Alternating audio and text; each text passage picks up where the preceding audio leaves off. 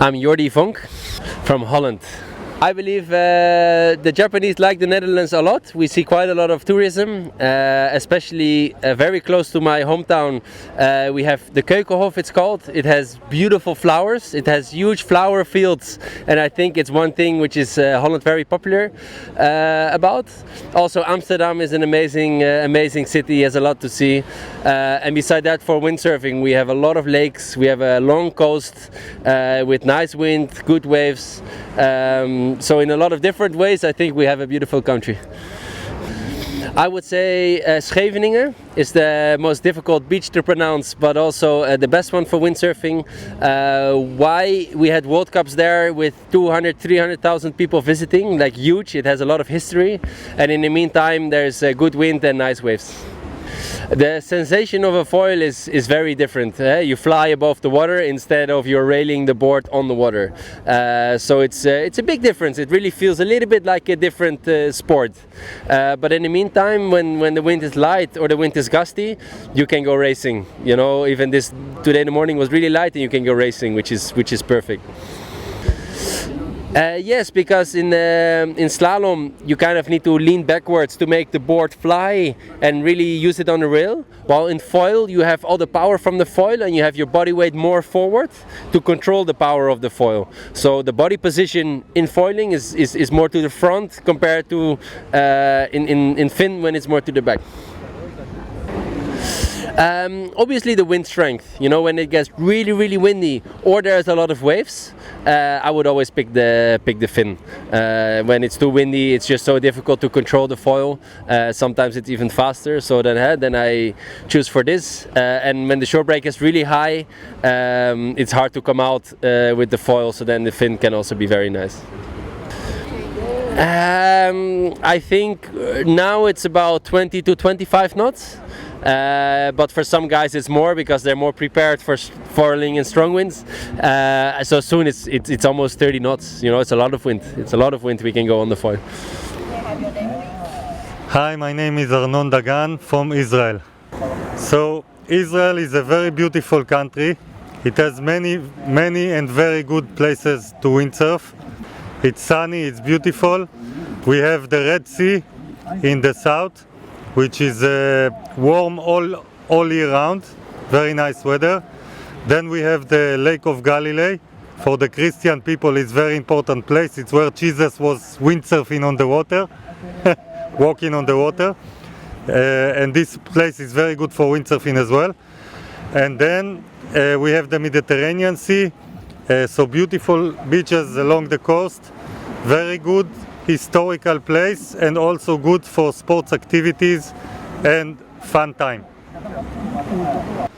The foil enables us to go in much lighter winds. It's very effective and very efficient. It's like a wing of an airplane. You get a little bit of speed and you can go out of the water, as you can see in the videos and the pictures. And the difference is that the resistance is less. You don't have all the board on the water like you have it with the fin. So you have less drag, less resistance, and it's very free and a very nice feeling. Yeah, with the sails also there's a little bit of a difference. The boom is shorter on the foil and the sail is generally taller. So it looks like more of racing boats that it's called high aspect. There is more high aspect, long mast and short boom, and this is the main difference. Yes, with the foil you need to change a little bit the sailing form. So if with the fin we push a lot with the back foot and go very back, with the foil you go more in the middle of the board and you push with the front foot. And you have more of a sitting position, a little bit like in the toilet. Yes. When the conditions are very hard, the foil is still under development. Some of us in very extreme conditions, it's hard for us still to control it. It's developing very fast and every year we can control it in stronger conditions. But now, when the wind is very strong and there's big waves, it's nice to go back to the fin, and it's also very extreme and very powerful to go on the fin, so we really like it as well. I think now between 25 knots and up, you will probably use a fin, but some of the guys are very comfortable already with 30 knots with the foil. So actually tomorrow we have a very strong wind, and we will see what will happen. It's a very, very interesting and historic situation to see when people will change to fin and when they will stay with the foil. Yeah, my name is Sebastian Kornum. I come from Denmark.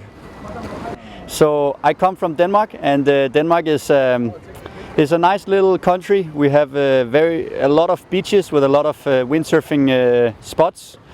In the winter it's pretty cold, we get snow, and in the summer it's nice and warm like here in Japan today. In general, Denmark is a nice and flat country, and with a lot of wind, especially in autumn. The most famous beach for windsurfing in Denmark is definitely Klitmøller. We also call it Cold Hawaii.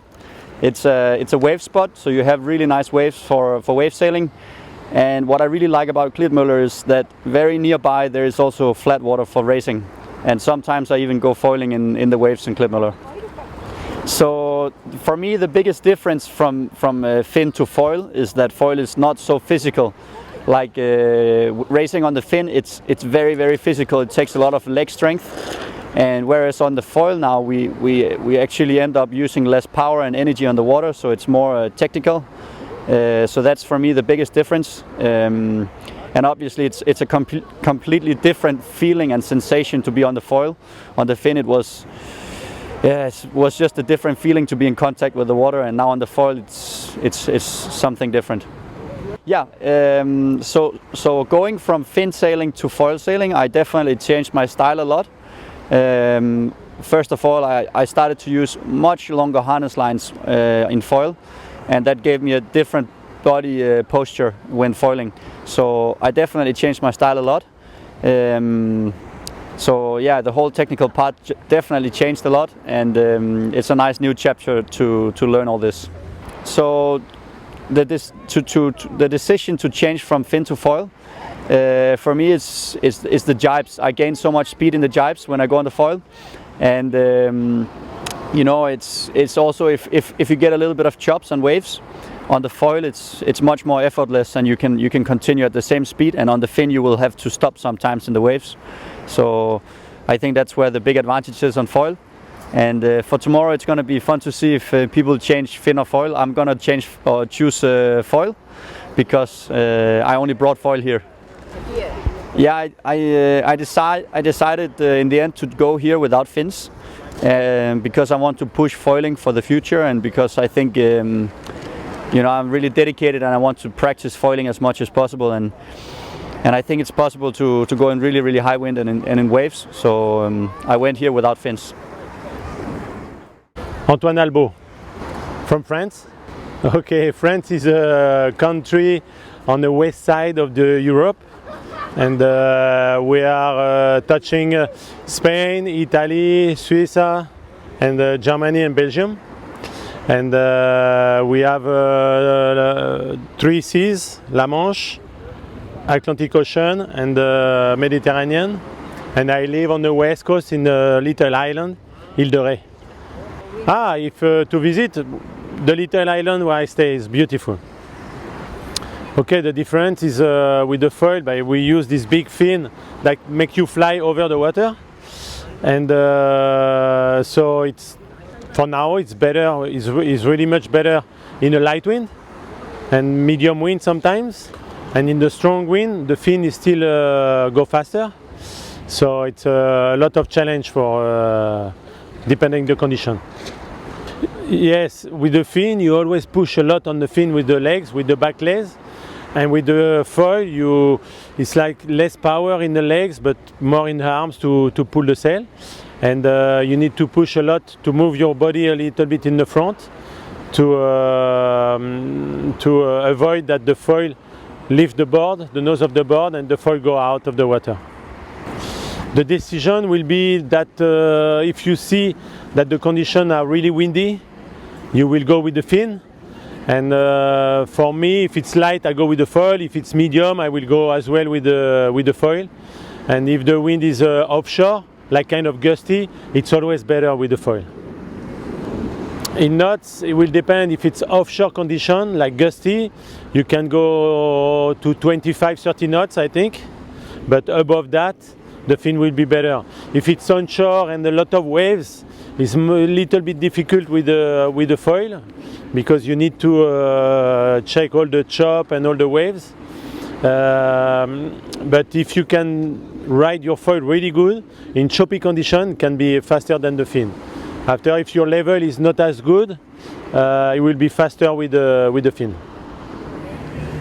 So my name is Wearn and I'm from Singapore. Singapore is a very warm country, very nice, very convenient. Great place for everything. Can do lots of fun stuff, and we are maybe 2 hours flight from everywhere, from Bali to Vietnam to Bangkok. So yeah, it's a great place to stop by. If not, spend your time there.